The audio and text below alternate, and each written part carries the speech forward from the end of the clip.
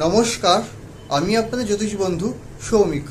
আজকে এই বিষয় নিয়ে আলোচনা করব, সেটা হলো মিথুন রাশির জাতক জাতিকাদের অক্টোবর 2024 কেমন যাবে সেই বিষয়ে আলোচনা করব।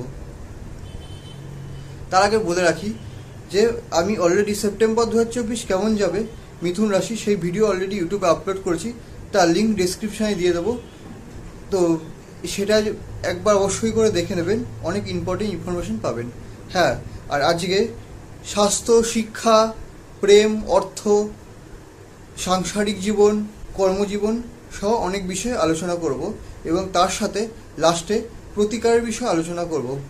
আপনার কাছে অনুরোধ যে ভিডিওটা পুরোটা দেখবেন, ভালো লাগলে চ্যানেলটা সাবস্ক্রাইব করবেন, ভিডিওটা লাইক করবেন এবং শেয়ার করবেন। এবার আলোচনায় আসা যাক।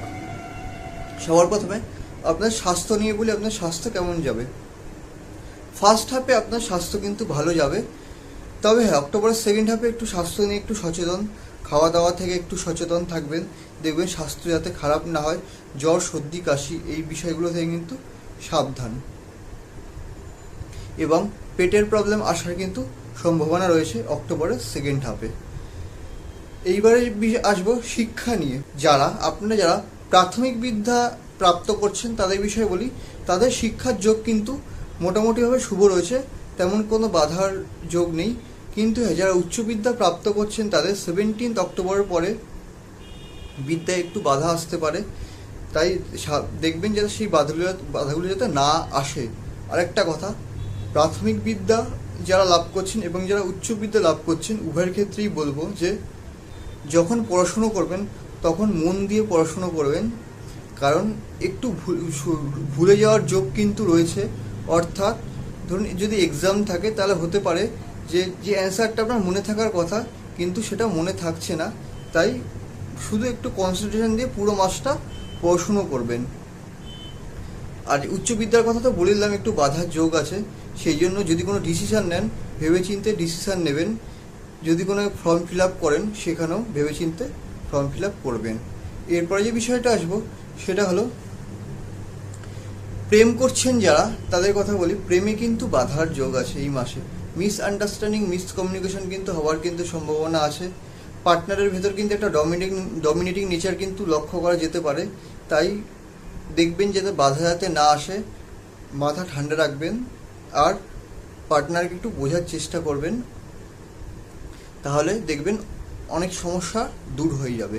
এরপরে যে বিষয়টা আসবো সেটা হলো সাংসারিক জীবন।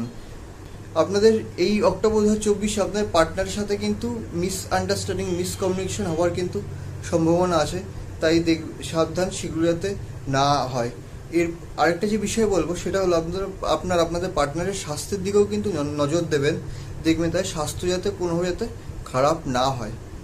এরপরে যে বিষয়টা আসবো, আপনারা যারা চাকরি করছেন তাদের চাকরি যেরকম অবস্থান ছিল, মানে আগের মাসে যেরকম আপনাদের কন্ডিশন ছিল এই মাসেও সেরকম থাকবে, তেমন কোনো কিন্তু খুব একটা কিন্তু শুভ যোগ কিন্তু চাকরির ক্ষেত্রে কিন্তু দেখতে পাচ্ছি না।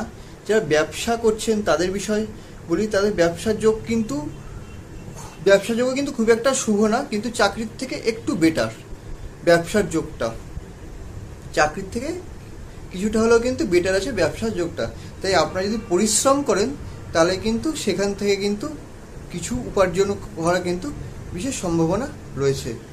এরপরে যে বিষয়টা আসবে, প্রত্যেকটা মানুষই চায় অর্থ জমাতে, যাতে করে বিপদে আপদে যাতে সেই অর্থটা যাতে সে কাজে লাগাতে পারে। আপনাদের 20 অক্টোবরের আগে অবধি কিন্তু অর্থ জমানোর কিন্তু কিছুটা হলেও যোগ রয়েছে, 20 অক্টোবরের পরে কিন্তু অর্থ জমানোর তেমন কিন্তু যোগ নেই, তাই চেষ্টা করবেন তার ভেতরে যতটা সম্ভব বুঝে শুনে খরচা করার। এরপরে যে বিষয়টা আসবো সেটা হলো পিতার সাথে সম্পর্ক কিন্তু মোটামুটি থাকবে, খুব একটা কিন্তু ভালো থাকবে না এই মাসে, তাই দেখবেন যাতে মিসআন্ডারস্ট্যান্ডিং, মিসকমিউনিকেশন পিতার সাথে যাতে না হয়।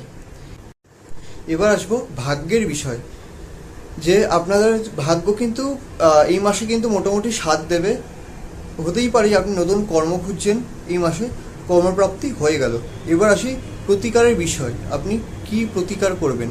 প্রথমে বলি সূর্য প্রণাম করবেন, স্নান করে উঠে প্রত্যেকদিন সূর্য প্রণাম করবেন এবং তার সাথে সাথে বৃহস্পতি দেবের বীজ মন্ত্র কিন্তু পড়বেন, এতে কিন্তু আপনার কল্যাণ হবে।